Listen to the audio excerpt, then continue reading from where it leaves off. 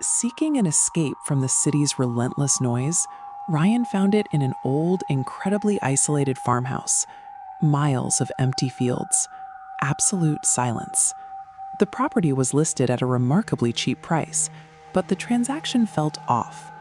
The previous owner was frantic, rushing through the paperwork and practically sprinting to his car as if he were escaping a disaster. Right before handing over the keys and driving off, the seller delivered one very specific instruction. If you ever hear your own voice from the basement, don't answer. Ryan initially laughed it off, but looking around the empty, quiet house, the seller's panic took on a new weight. He stood alone on his new property, realizing the house came with a burden he hadn't agreed to manage. This presents two immediate anomalies.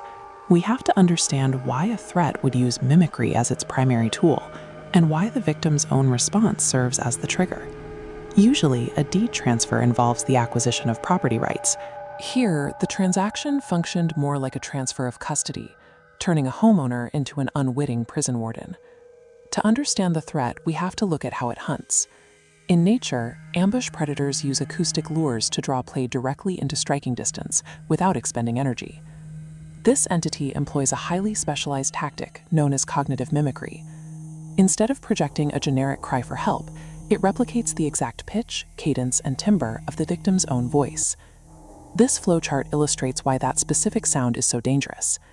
When a human hears a generic noise, there is a delayed processing period. But hearing your own voice out of context creates immediate cognitive dissonance. It bypasses normal threat assessment and forces an attention spike. The warning, "Don't answer," highlights an interactive mechanism. The verbal response completes a mental circuit, activating the trap. This means the creature behind the door is entirely reliant on its target.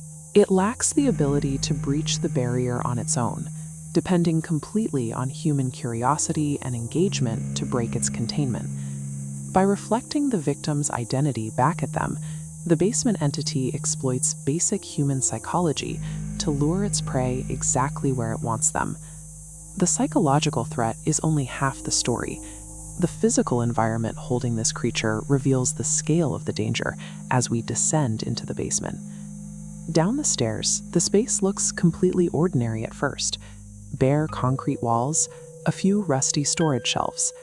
But the room abruptly terminates at a heavy, locked steel door. This diagram compares a standard wooden door on the left with a commercial steel door on the right. Finding this heavy-duty resistance in a farmhouse is a massive anomaly. The steel core is engineered to deflect extreme kinetic impacts. Look closer at those rusty shelves left sitting in the open area. They indicate that this basement was originally used for normal household storage, right up until it was abruptly cleared out and repurposed. Working backward, we can build a timeline. The previous owner didn't buy the house with a vault in the basement. He discovered the threat, panicked, and retrofitted the space with commercial steel out of immediate self-preservation. The mimicry might be a mental trick, but that thick steel door proves the threat has immense, lethal physical power.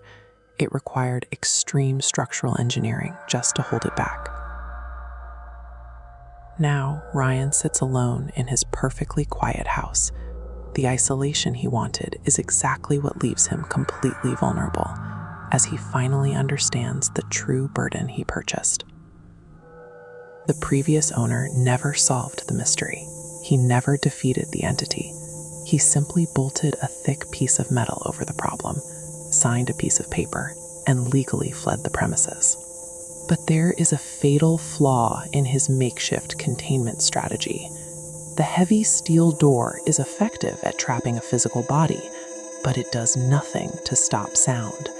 The entity's mimicking voice easily bleeds right through the barrier. This leaves Ryan facing a daily routine of psychological torture. He is trapped inside the total isolation he once craved, constantly straining to listen, waiting for the moment when his own echo speaks to him from the dark. The absolute silence of the farmhouse is no longer a comfort. It is a fragile shield, a baseline of safety that he must maintain at all costs.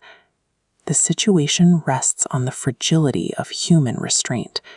A single moment of weakness, a simple reflexive word, is the only key the creature needs to unlock its path out of the basement.